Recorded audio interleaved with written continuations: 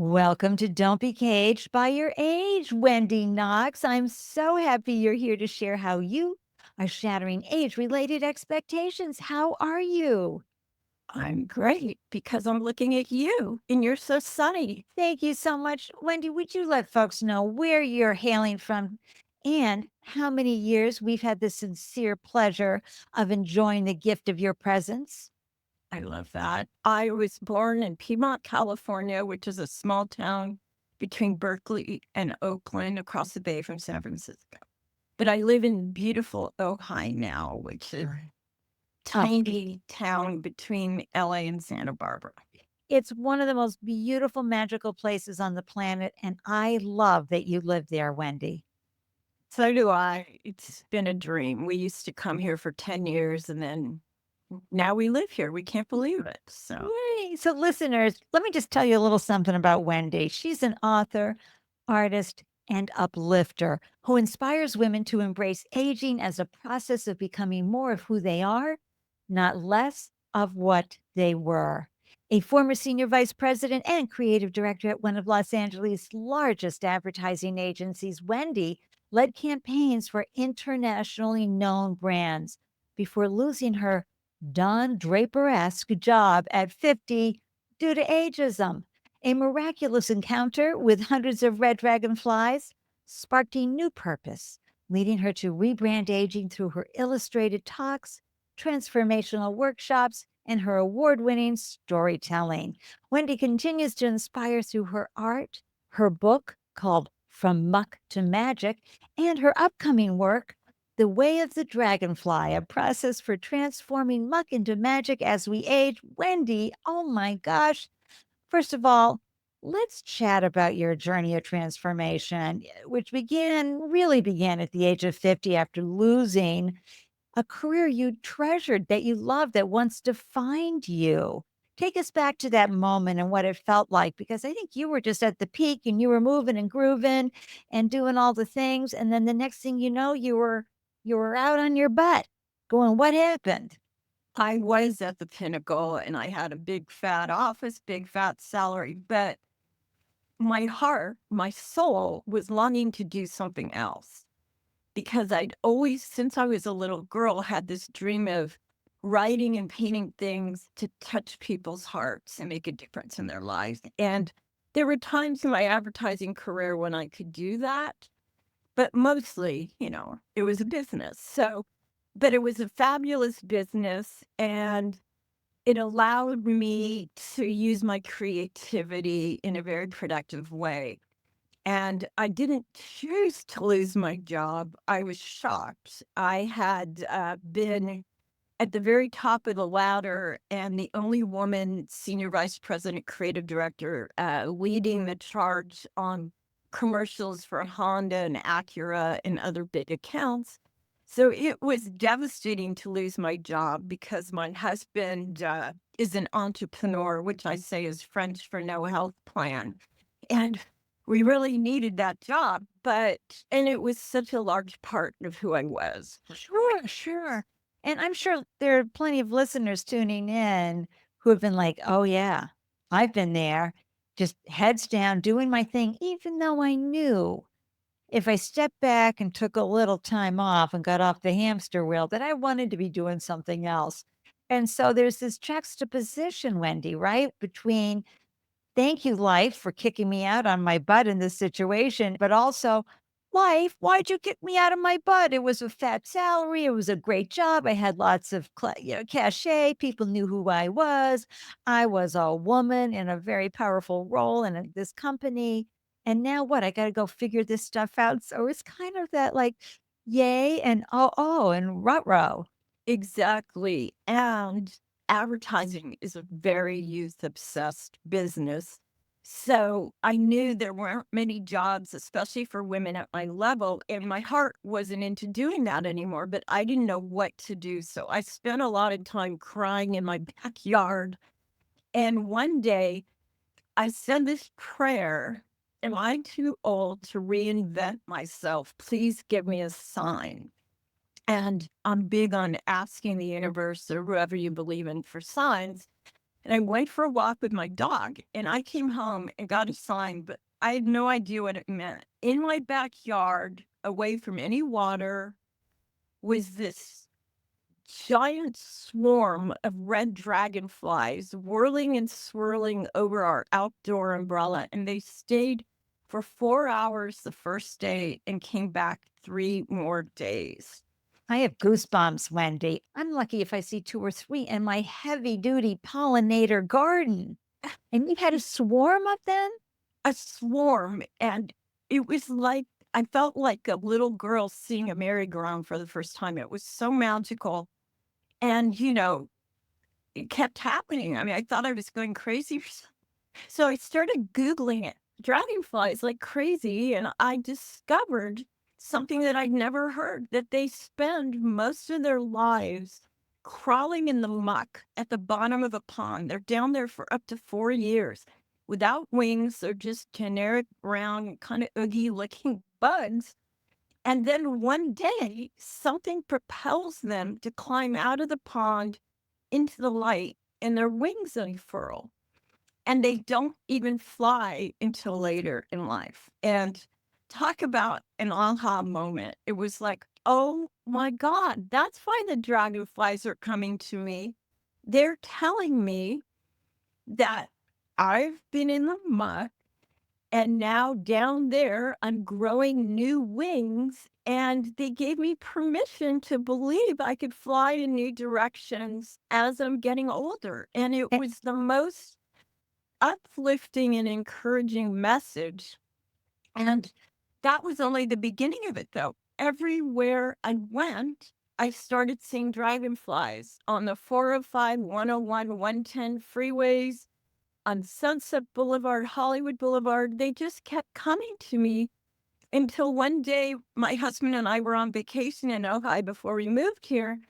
And there was another swarm of dragonflies. And I said to him, oh my God, I think they know I'm a writer and a branding expert. And I think they want me to get their story out into the world to help other women change their limiting stories and go from their muck into their magic. And oh, that's what I'm doing. It was like it felt like a divine assignment. well, And first of all, I love that they came in such an abundant way because you were looking for a sign, but sometimes we need 4th of July fireworks type of signs, right? So I love that it came in abundance that was like, okay, I got to go Google this because I asked for a sign, but dragonflies?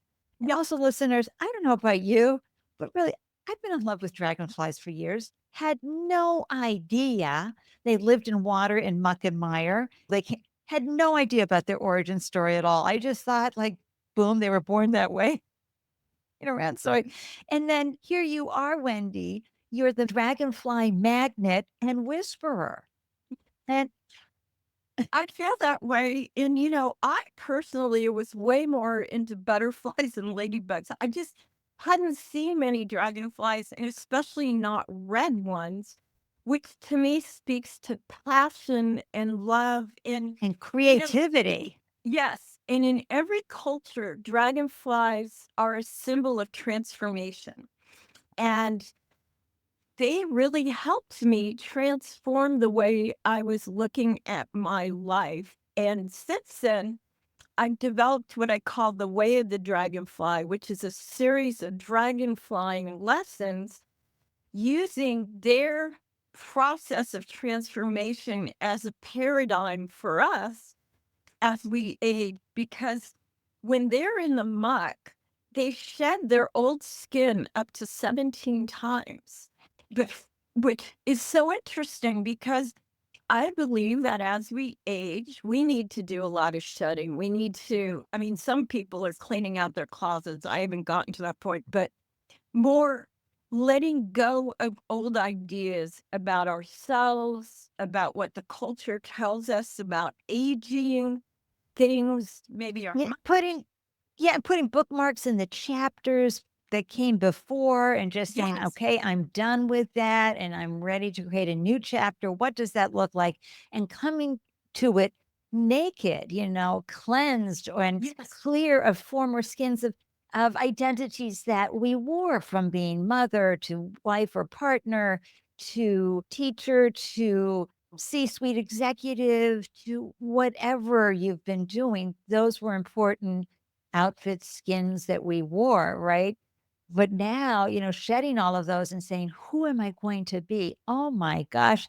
Hey, Denise Drinkwater, I just going to do a shout out to you. This sounds like right up your alley with how you work with women as well.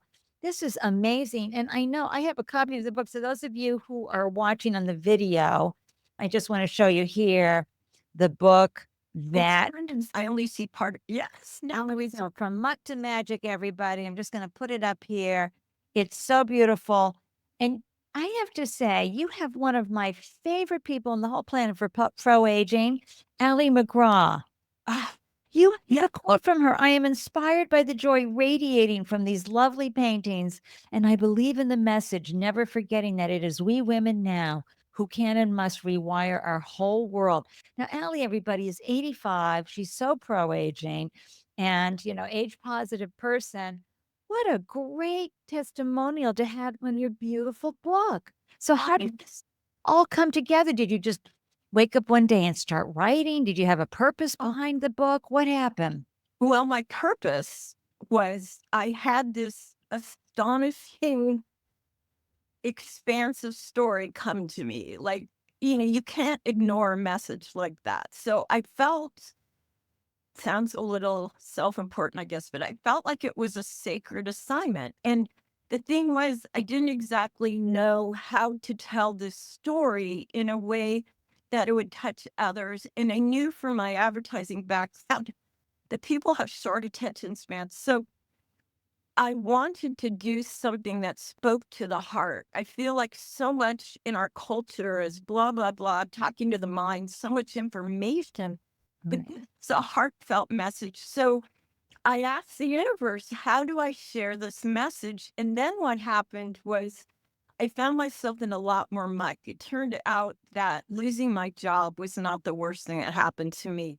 Almost losing my only child to addiction was. And around the same time, my soulmate husband got a very challenging diagnosis. He's fine, but it was scary. And Oh my gosh. I found myself in a lot of muck. And what I needed to do was kind of like the dragonfly. I needed to allow myself to be down there, to nourish myself and love myself through the process, and trust that whatever I was supposed to create would come to me in the right time. And then one day, it's just like the dragonfly, they're down there shouting, and then one day something propels them to climb to a rock or a reed toward the light, and in the light their wings unfurl.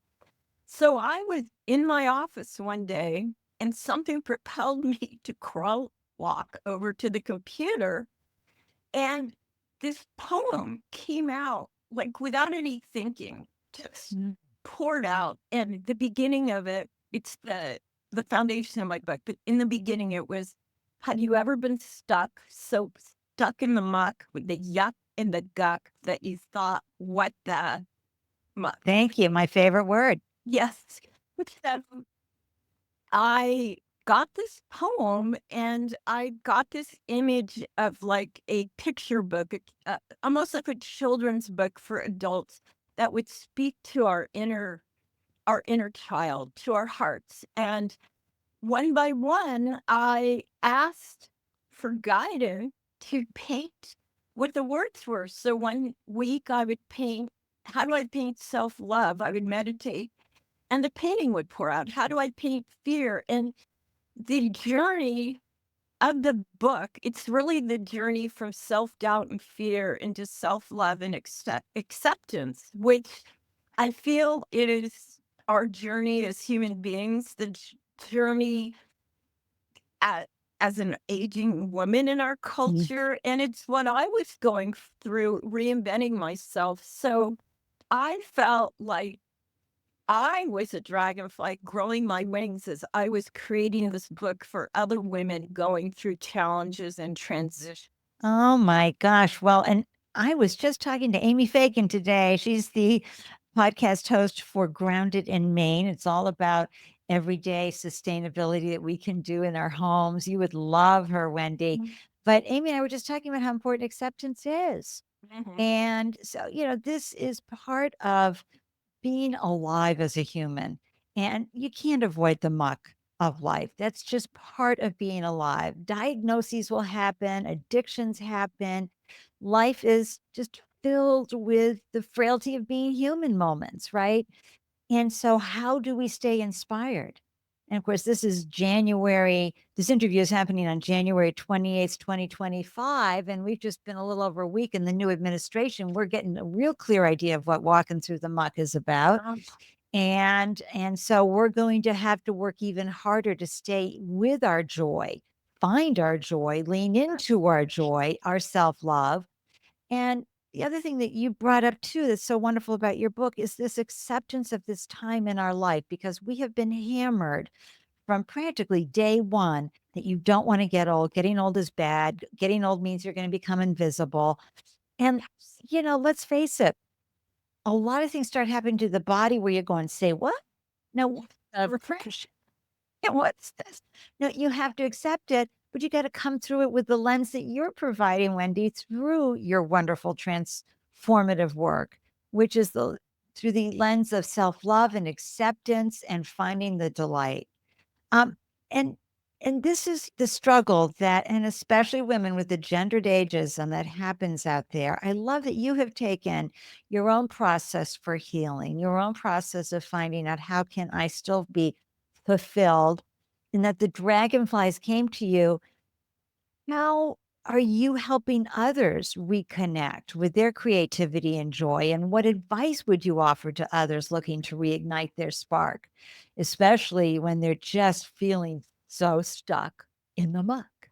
well, there's certain practices I've developed. I spend a lot of time in nature, and I find that nature is the most healing thing we can do because everywhere you look, there's regeneration. Trees take different forms, but there's beauty in all of them.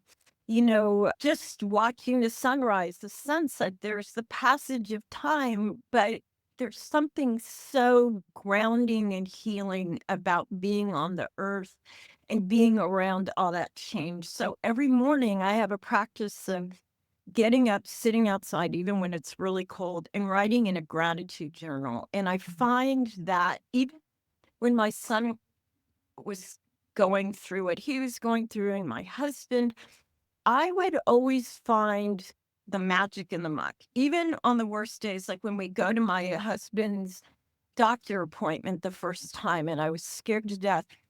I noticed that we got a parking place right in front of the doctor's office, which in LA is a miracle. I noticed that the receptionist was so open-hearted. I took note of every little positive thing that happened, and the more attention I paid to it, the more there was. So when we start to call things magic, like the we take for granted the way a plant goes from a seed to a sunflower, but when you really honor it and pay Right. attention to it, that sunflower can be your teacher because we all go, it starts as a little seed in the earth in the darkness and it grows gradually into the light. And that's what I want to keep doing as a human being and help others do it. And Yeah, celebrate is what I'm hearing, is that, celebrating just every little growth piece. So, when that sunflower still, sprouts out, right, still has a little bit of the seed clinging to it on its first leaf, and then it knocks that off and it gets, as a gardener, I'm always cheering on my seedlings, having certainly people in your life that help you and cheer you on and help you that's what we reignite have to your. do for ourselves too. And we're not Yes, used to it. right. And also, But also, you asked about the spark. Something So when the dragonfly crawls to the light, I like to think of we don't know what propels it after 4 years. Like, what is that imperceptible urge or longing to get up? And I call it a flutter because I feel like we get little signs like I ask women, what did you love doing as a child? Like I loved laying on the grass, looking up at clouds and seeing pictures in them. What can you give yourself that reminds you of the joy, dancing when no one was watching, making things out of clay? To me, those are really good hints to things to get curious about and try as we age, because I think it's the stuckness and the contraction that keeps us feeling older, whereas it's the curiosity and the openness to try something new and to follow our intuitive little urgings, I think is what I makes that spark grow. right, I think of Harold and Maude, right? And Ruth Gordon, the role she played as Maude, and how she took delight in every little thing that she saw. So sometimes it's seeing that representation. Well, what does delight look like? So you could have easily pulled up for the doctor's appointment and seen everything that was wrong with that day, but you saw the tiny little glimpses of light that were happening and you chose to focus on that. And that's part of training our mind and the neuroplasticity in our brains to help create, grace and gratitude and appreciation and to see more of it because just like you start to see dragonflies everywhere, your brain gets activated. So if you're asking your brain, well, where are some more moments that are of light and joy? Your brain will go, oh, let me go look. And so I think that's a wonderful strategy to help us get through muck and mire and without being what I call the toxic positivity, right? Yes, I agree. Because yeah, Because one of the big lessons to me of the dragonfly is for us to be one with the muck. Instead of like our culture, they want you to put a smile, okay, grieve for a minute, then put a smile on your face, read a how-to book, and get on with it. And the truth is, whether we're facing a big birthday and a little freaked about it, or whether there was a loss in our life, whatever it is, or you miss your wonderful skin that you used to have, and now you've got all the yes, crepey, hairy things going on. exactly. The aching ball knees and ankles, and you name it. But I believe the only way out of the muck is to allow ourselves to be in it, Yeah. to feel grief or loss or worry or fear, and to love ourselves through it. I believe that is where our strength and our power comes from, because it's the muck that made those colorful, expansive wings on the dragonfly. Right. And I believe it's what makes us interesting, wise, and powerful women. And I, whole. Yeah, and I think too, it's walking with our darkness. yes. It's all that shadow work, listeners, if you've ever had a chance to explore that side of yourself. But it's so important that we hold hands with our fear, our doubt, our muck, because they are part of who we are. Just like baking soda is key as an ingredient to having a delicious cake. It doesn't taste good on its own, but blended in. It's the same thing with the mug. I love that something fierce. And folks, we are chatting with Wendi Knox. Go visit Wendi, WENDIKNOX.com to see her in her element. There you'll see photos of her surrounded by her dragonflies, by her artwork, by her book covers. It is a joy-filled website, and you'll find out more about everything that she's working on and how she glows in the world. Had you been an artist before? Had you been trained to draw? Was that something you had done years ago? I mean, I know to be at an advertising firm and have that creativity along with the left brain that's about how to execute and implement. It's a beautiful whole brain experience. But now you've been drawing these wonderful images. Was that scary to do? Well, as a kid, I was very artistic, but, I studied art history at UCLA, so I was exposed to a lot of art, but it wasn't, I didn't really pursue it because in advertising, I worked with an art director and I was the writer, but we would cross pollinate. So I had visual ideas. But then when I was in my job, it was so high pressured, and to have a child and be in that kind of very masculine and patriarchal structure on car advertising. I needed something else. I felt like having a baby woke me up more to my divine feminine aspects. And one day I was running to an art store to get some supplies for my child's classroom or something, and I saw a sign about an art retreat, and something inside of me said, "You've got to take an art class. You've got to do one thing for yourself every week." And I found the teacher, and she taught art from an intuitive standpoint. So we could get out of our heads and into the process. And I started doing it in my own way, not trying to be realistic, but painting more. I call it art for heart's sake, painting for my heart.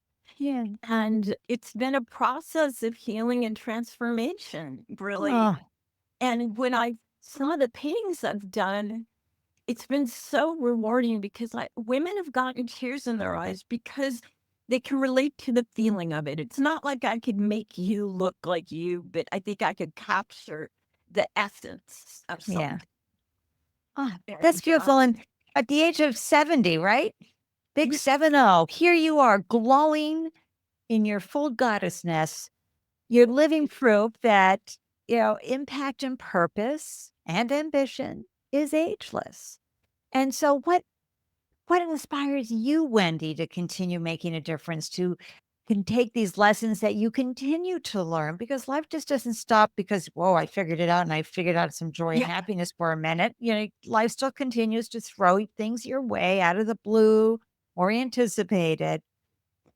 What is helping you keep moving forward and continuing to help the world? What does that look like? Well, for one thing, I wanted to mention it's why I was so drawn to you. As I started changing my story from Muck to magic and understanding that transformation, which keeps coming, it's Muck, magic, Muck. It's not one thing. I became aware of what I call the age cage, which is why when I saw the title of your podcast, I go, I got to meet this woman. So to me, the age cage are the thoughts and assumptions and stereotypes and beliefs in our culture that can box us in and feel like we can't move forward. It's the internalized ageism that you've spoken of. And as I became more aware of that, and right now I'm working on this new book, The Way the Dragonfly, and there's a voice inside of me that says, don't you think you're a little old to be starting this? You know how long it takes to write a book and publish a book? And now I said, says who? And I questioned that voice. And I became so aware of the importance of listening and becoming aware of that muck of the internalized ageism and the ageism all around us that I created a talk using my art and my journey called Breaking Out of the Age Cage. It's what I call an illustrated talk. And I created a workshop called Breaking Out of the Age Cage. And I am just so, one of the things that I love so much is sharing this story and then having women internalize that and look at their lives in a new way and look at their lives as becoming more of who they are as age instead of less of what they were. And I did a workshop recently in outside of Austin, Texas, and it was interesting because a lot of the women were more like 50 and 60. So they were just starting to kind of feel middle age and what's next. And one woman told me she was so inspired to change her story. Ever since she was a little girl, she'd wanted to move to Europe. And after my workshop, she and her daughter moved to Portugal. And Like I have goosebumps. That's so amazing. exciting because, so much of the talk about aging is about anti-aging cream and longevity diets and exercise. But, I'm sure you're aware of that study out of Harvard where they say that having a positive attitude about aging, you can change the way you age and actually live 7.5 years longer. So I'm very interested in working on my own mindset and helping other women look at age through a different lens because I believe that so much in life, what we see, we receive. The stories we tell ourselves create our stories. So Oh, boy, is that the truth. And that's for a the lot of case. us, who are this age, when we were growing up and were little girls, we would look at our grandparents and they actually did look old Yeah. instead of older. Yes. And so we thought that's what it was going to be. And we knew that they were in their 60s. And then we see it on TV too. I mean, it drives me nuts when I see actors playing older than they are, or maybe, I'm sorry, younger than they are, when I know that they're older, yet they're representing, a 62-year-old. Are you nuts? Yeah, there's just all this ageism out there, but especially the gendered ageism. And listeners, that's when folks, our society focuses on women and how they're supposed to act and be after the age of 60. And we are changing the narrative. We are changing the landscape. We are changing the vibes for how we thrive after 65. Oh my gosh. What actionable step? I know you've given us a lot of great advice, Wendy, but off the top of your head, what actionable piece of advice can someone take right now to start moving from their own muck toward a more magical, fulfilling life? I think a couple of things. One thing that I try to remember to do is what I call pledging allegiance to myself. And like I'll lay on the grass, or if you don't have grass around, you sit outside or wherever. But I put my hand in my heart and I breathe into my heart and I ask my heart what would feel good right now. And it's a very simple thing, but what it does is it gets us out of our head, out of the busyness, and we start to honor ourselves. And, so many older women feel invisible, not worthy, diminished. But I feel like part of it is because we don't see our own value. Right.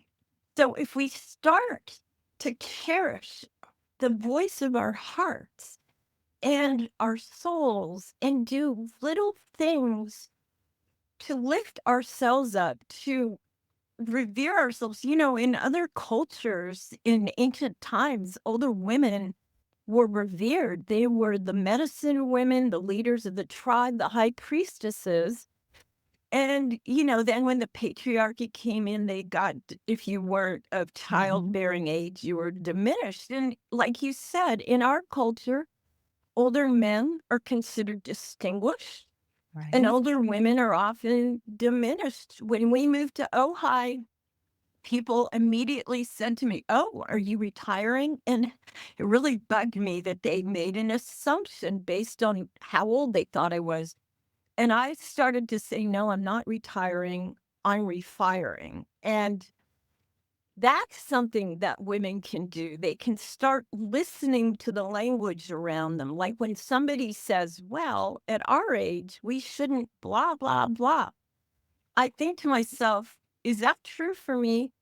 Like when my voice, I call her Edna, the nasty critic in my head. When she said, "Aren't you a little old to be writing this book?" I said to her, to myself, people must think I'm crazy. I said, "What? I can still type and I can still think, but it's these things that we carry with us."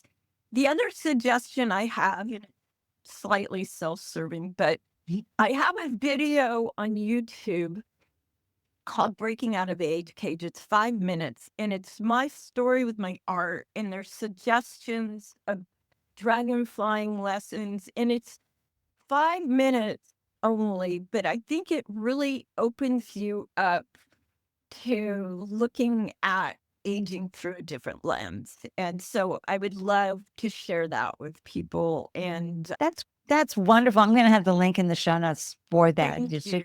so you guys can just click on that link and go to Wendy's website, Wendi, Wendi, KNOX.com. You'll find all the good things there. So I love this conversation. Something fierce, Wendi. How can folks follow you, connect with you, learn from you, and stay in touch with you? Oh, thank you. Well, I think the best way is to go on my website and contact me. I give these speeches and workshops. If anybody has a group of women that would like to be uplifted and inspired, I am open to all forms of doing that. I have a blog. So if you sign up for my mailing list, I don't do it all the time, but when I'm inspired, I share stories from muck to magic. And I also do some private sessions if somebody requests, because sometimes it's hard to have the perspective to find the magic in your Oh life. my gosh, are you kidding? You always need a separate set of eyes. Yes, so that's a possibility. I don't really advertise that, but And of course, folks can buy your tell book. your listeners. So, Yeah, and folks can buy your book too, which is so wonderful. yeah, From my muck to book. magic. And also, there's my publisher. I have this darling publisher, and she made note cards from my paintings and puts little sparkles on it. So that's all on my website. It's all magic on wendyknox.com, everybody. It's wonderful. Wendi, thank you so much. Listeners, we want to know your thoughts. How are you walking through the muck? What tell us your dragonfly experience? We want to hear them all.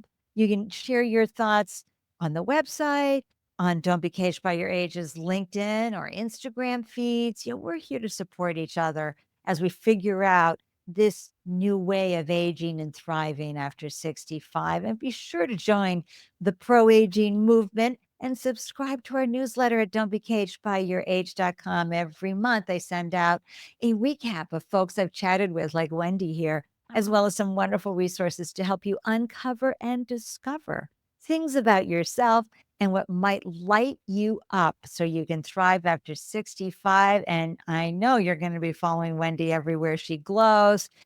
Thank you, Wendi, for joining me on the Don't Be Caged by Your Age podcast. What a treat to spend time with you and learn from you and share the magic as well as the muck of life with you. Thank you. It was such a joy. You are magic. Hey, magical moments. It's what I wake up for every day. Listeners, please remember you have so much more magic to give the world. So don't let those internalized ageist beliefs prevent you from pursuing new dreams and opportunities. Keep glowing. We need you. Until next time, I'm wishing you all a delicious day everywhere you glow. Please stop by and say hi. You can find me on LinkedIn, wherever you tune into the podcast. You can leave a comment and rate and review would really help us reach more folks and help us with this pro-aging movement. Cheers from Boston, everyone. Listeners, I'm so grateful you carved out time to tune in and grab the gems from this delicious conversation. Be sure to hop on over to Don't Be Caged by Your Age on LinkedIn or Instagram to share your thoughts about ageism and unretirement. Because in this space, your age doesn't define you, it refines you. If you are inspired by a story you hear, it would mean the world to me if you would subscribe, share, rate, and review the podcast. To receive an alert whenever a new show is posted, please join the Don't Be Caged by Your Age newsletter. Every month, you'll receive links to the podcast and helpful resources for creating possibilities for your unretirement days. Thank you for tuning in. I am so excited to hear how you found ways to thrive after 65. Waving from Boston, cheers.